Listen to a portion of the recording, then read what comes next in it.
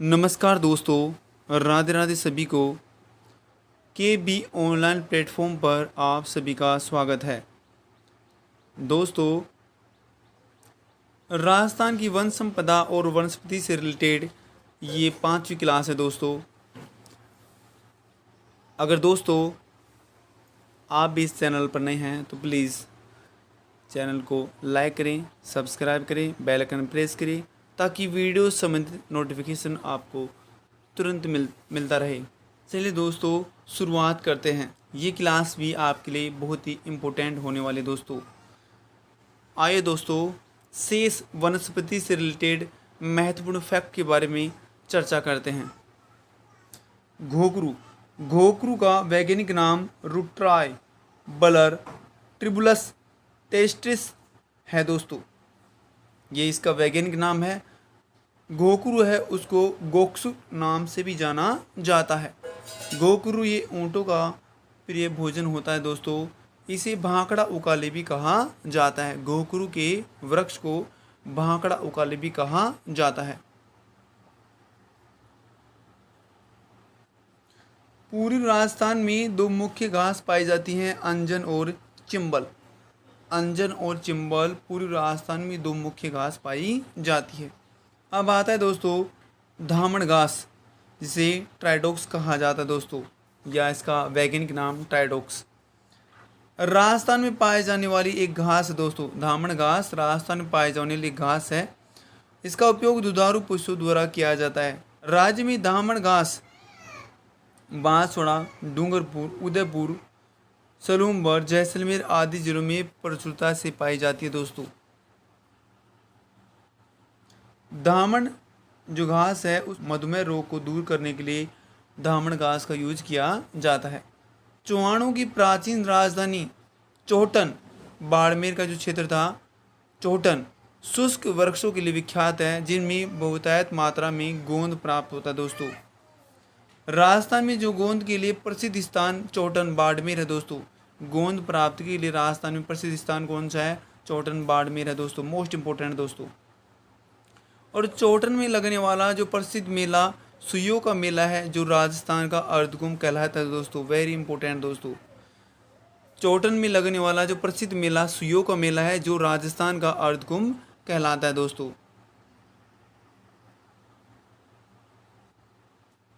चौहटन क्षेत्र के प्रमुख स्थानों में गोंद उत्पादक गांव बूढ़ा बावड़ी, पराड़िया, भोजारिया, खारिया, कैलनोट, देदुसर, कापराड, नेटराड, दारासर, सरुत्रा, डोंक, कोल्टा, नवालता आदि प्रमुख हैं दोस्तों।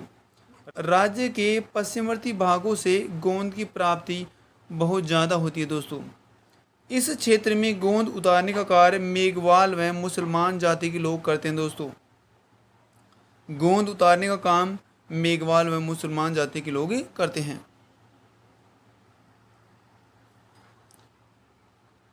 अब नेक्स्ट बात है तो दोस्तों, कुमट के वृक्ष से भी गोंद उतारा जाता है। वैसे कदम के वृक्ष से भी गोंद उतारा जाता है दोस्तों। नेक्स्ट वनस्पति में आती है दोस्तों फोक। इसे कैलिगोनम पोलिगोनिड्स के नाम से जाना जाता है दोस्तों। फोक को कैलिगोनम पोलिगोनिड्स के नाम से जाना जाता है। वैज्ञानिक नाम भी कैलिगोनम पोलिगोनिड्स ही है दोस्तों। ये एक रेगिस्तानी झाड़ी है जो भारत के थार मरुस्थल में पाई जाती है दोस्तों। फोक ये एक झाड़ी है। इसके फूलों से फटका साग, फोगला साग बनाया जाता है दोस्तों। फोक जो है ऊँट की नाक बींधने काम भी आता है। फोक जो है ऊँट की नाक बींधने के काम आता है। Very important. बीकानेर के शासक राय सिंह के शब्द फोक हेतु, तू स्वदेशी रूखना में परदेसी लोग क्यों आई फोक। ये बीकानेर के शासक राय सिंह के शब्द थे फोक के लिए। नेक्स्ट वनस्पति में आते दोस्तों गूगल। ये औषधीय पौधा है दोस्तों। इसका वानस्पतिक नाम है कोमीफोरा बाइटाई है दोस्तों। नेक्स्ट आता दोस्तों चंदन। चंदन के वृक्ष कुंभलगढ़, खमनोर, राजसमंद तथा दिलवाड़ा सिरोही में पाए जाते हैं दोस्तों। चंदन के वृक्ष खमनोर, कुंभलगढ़ और दिलवाड़ा में पाए जाते हैं। मीन्स राजसमंद और सिरोही में इसके वृक्ष पाए जाते हैं। चंदन की लकड़ी पर कलाकृति जो की जाती है चूरू जिले में की जाती है। चंदन की लकड़ी पर जो कलाकृति की जाती है वो चूरू जिले में की जाती है। वेरी इंपॉर्टेंट दोस्तों।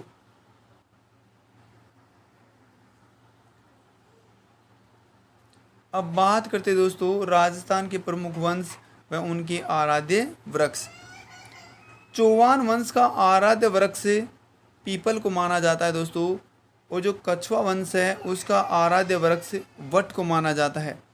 ऐसे राठौड़ों का जो आराध्य वृक्ष है नीम है दोस्तों। तोमर वंश का जो आराध्य वृक्ष है खेड़ी वृक्ष को माना जाता है दोस्तों। यादव वंश का जो आराध्य वृक्ष है कदम वृक्ष को माना जाता है। हाड़ा वंश का जो आराध्य वृक्ष है अशोक या आसापाला को माना जाता है। जैव विविधता का प्रतीक देवन कोटा की डाढ़ देवन खंड में स्थित प्रति हेक्टेयर सर्वाधिक जैव विविधता वाला स्थान है दोस्तों। यह राज्य का प्रथम सर्प उद्यान है। भारतीय वन सर्वेक्षण विभाग का मुख्यालय देहरादून में स्थित है दोस्तों। वेरी इंपॉर्टेंट दोस्तों। अब बात करते दोस्तों राजस्थान की प्रमुख औषधि वनस्पति के रूप में चिरमी। ये पूर्वी राजस्थान में पाया जाता है दोस्तों। हृदय रोग और गर्भपात में इसका यूज किया जाता है। खीर उदयपुर डूंगरपुर में पाया जाता है। इसका यूज टेक्सटाइल उद्योग में किया जाता है दोस्तों। अन्य प्रमुख औषधि वनस्पति गूगल, ये अजमेर में पाया जाता है दोस्तों। इसका यूज वसा गठिया रोग रक्तचाप नियंत्रण में किया जाता है। हिंगोड़ा, यह हाड़ौती मेवाड़ में पाया जाता है। इसका यूज खांसी दंत रोग गर्भ निरोधक के लिए किया जाता है दोस्तों। नेक्स्ट आता है दोस्तों वज्रदंती, ये हाड़ौती मेवाड़ में पाया जाता है। दंत रोग में इसका यूज किया जाता है। नेक्स्ट आता है दोस्तों जंगली प्याज, ये बाड़मेर जिले में पाई जाती है। फेफड़ों का संक्रमण हो जाता है तो उसके लिए इसका यूज किया जाता है। ब्राह्मी, ये बांसवाड़ा जिले में पाई जाती है। मस्तिष्क के लिए इसको कारगर माना जाता है दोस्तों। शंख पुष्पी, ये बाड़मेर जिले में पाई जाती है। याददाश्त के लिए इसे उपयोगी माना जाता है दोस्तों। सालर, यह जयपुर में पाया जाता है। बिच्छू काटने पर इसका यूज किया जाता है। अर्जुन, ये भी एक प्रकार की औषधि है जो झालावाड़ जिले में पाई जाती है। हृदय रोग के लिए यूज की जाती है दोस्तों। ये महत्वपूर्ण फैक्ट है दोस्तों। नेक्स्ट आता है दोस्तों रोहिड़ा, ये पश्चिमी जिले में पाया जाता है। यौन रोग में इसका यूज किया जाता है। काली मूसली, ये दक्षिणी जिले में पाई जाती है। पुरुष शक्ति में वृद्धि के लिए इसका यूज किया जाता है दोस्तों।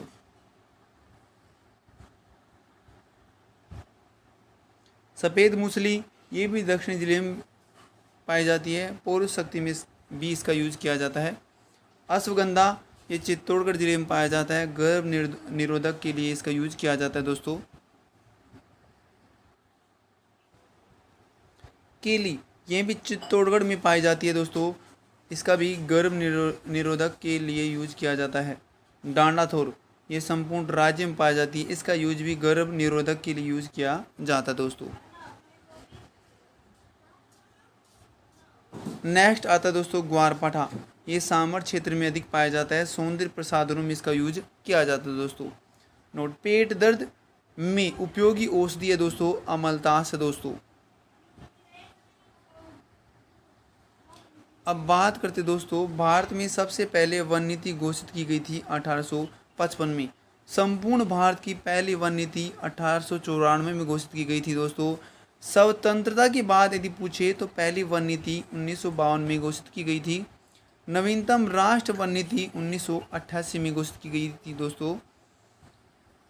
राजस्थान की जो नवीनतम वन नीति है 5 जून 2023 को घोषित की गई थी। 5 जून को। राजस्थान की प्रथम वन नीति की बात करें तो 18 फरवरी 2010 को ये घोषित की गई थी। राजस्थान की प्रथम इको टूरिज्म पॉलिसी 4 फरवरी 2010 को घोषित की गई दोस्तों। केंद्रीय वन अनुसंधान संस्थान देहरादून ये उत्तराखंड में स्थित है दोस्तों। इसकी स्थापना भारतीय वन संरक्षण अधिनियम 1980 के तहत 1981 में की गई थी दोस्तों। केंद्रीय वन अनुसंधान संस्थान देहरादून है जो उत्तराखंड में है। इसकी स्थापना 1981 में की गई थी दोस्तों।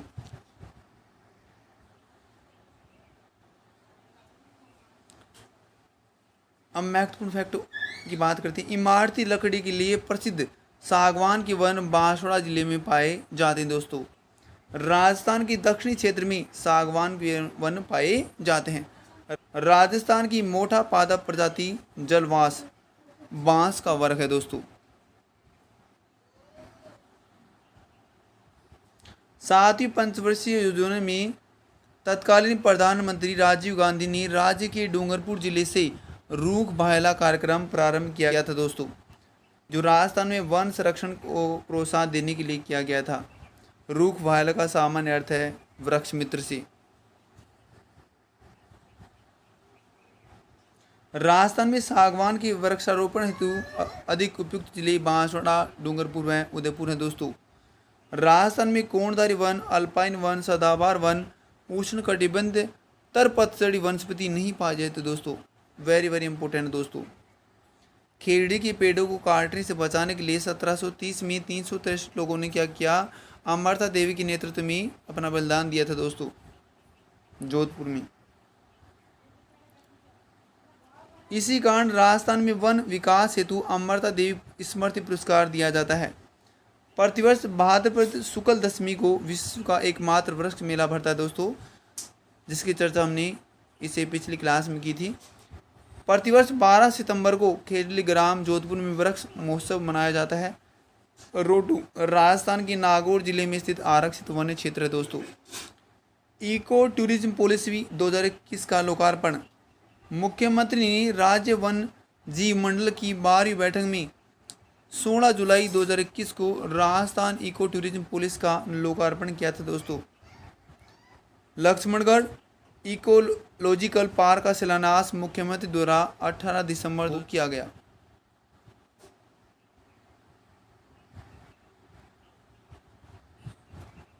राजस्थान में घास के मैदान या चारागाहों को बीट के नाम से जाना जाता है दोस्तों। वेरी इंपॉर्टेंट दोस्तों। केंद्रीय शुष्क क्षेत्र अनुसंधान संस्थान काजरी central arid zone research institute इसे कहा जाता है, का गठन 1959 में किया गया था दोस्तों। इसके 5 उपकेंद्र हैं दोस्तों। बीकानेर, जैसलमेर, पाली, भुज, लेह में स्थित है। ये भारतीय कृषि अनुसंधान परिषद की संस्था है जो शुष्क क्षेत्र से संबंधित संपूर्ण अनुसंधान करता है दोस्तों। शुष्क वन संस्थान आफरी ये जोधपुर में स्थित है दोस्तों। 5वीं पंचवर्षीय योजना में सामाजिक वानिकी का प्रादुर्भाव हुआ तथा 6ठी पंचवर्षीय योजना के तहत सामाजिक वानिकी कार्यक्रम को वन विकास का मुख्य अंग बनाया गया दोस्तों। नेक्स्ट फैक्ट की बात करते दोस्तों। अरावली वन रोपण परियोजना आप ये राजस्थान के 10 जिलों में जापान की मदद से 1992 से 2000 तक चलाई गई। इसका मुख्य उद्देश्य अरावली क्षेत्र में पारिस्थितिक संतुलन बनाए रखने के लिए वन रोपण करना था दोस्तों। मुख्यमंत्री अशोक गहलोत ने राज्य में इको टूरिज्म को बढ़ावा देने के लिए 2 करोड़ की लागत से प्रत्येक जिले में लव कुश वाटिका विकसित करने की घोषणा की थी दोस्तों। इसका निर्माण कार्य की शुरुआत 1 जुलाई 2022 से की गई। इस क्रम में बड़बेला तालाब क्षेत्र को लवकुश वाटिका के रूप में विकसित करने का निर्णय वन विभाग झालावाड़ द्वारा लिया गया। बड़बेला तालाब असनावर तहसील झालावाड़ में स्थित है। बड़बेला तालाब एक वेटलैंड है दोस्तों। ये थे राजस्थान की वन संपदा या वनस्पति से रिलेटेड महत्वपूर्ण फैक्ट, जो कि एग्ज़ाम में इनसे 2-3 क्वेश्चन तो ज़रूर देखने को मिलेंगे। इसे दोस्तों अपने दोस्तों की अधिक से अधिक शेयर करें, और यदि आप इस चैनल पर नए हैं तो प्लीज़ चैनल को सब्सक्राइब कर लें। और मध्य